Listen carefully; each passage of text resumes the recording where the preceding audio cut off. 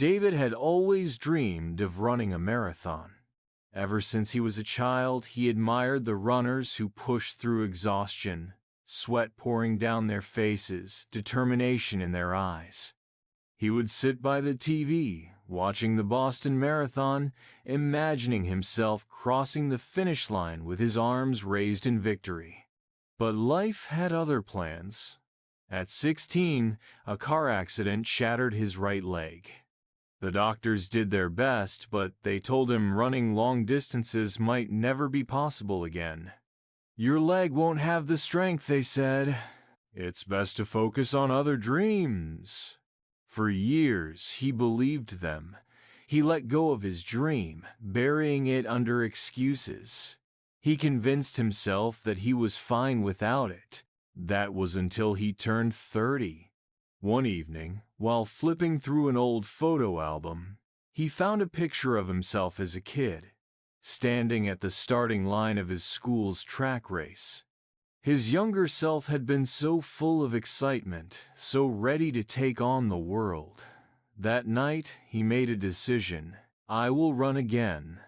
The next morning, he laced up his sneakers and took a step outside. His first run lasted less than a minute before pain shot up his leg. He gasped, frustrated. But something inside him refused to quit. So he tried again the next day. And the next?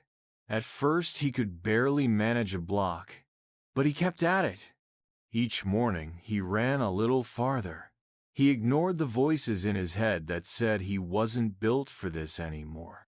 1 month later, he ran his first mile. 3 months later, he ran 5.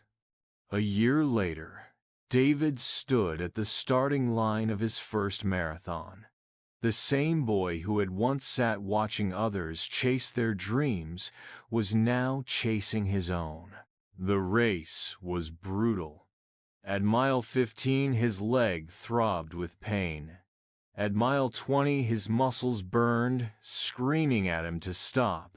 But then he thought about his younger self, the boy who had once believed in impossible dreams. And he kept running. As he crossed the finish line, tears streamed down his face. He had done it. Not because he was the strongest, not because he was the fastest, but because he refused to quit. His dream had been waiting for him all along, and finally he had caught up.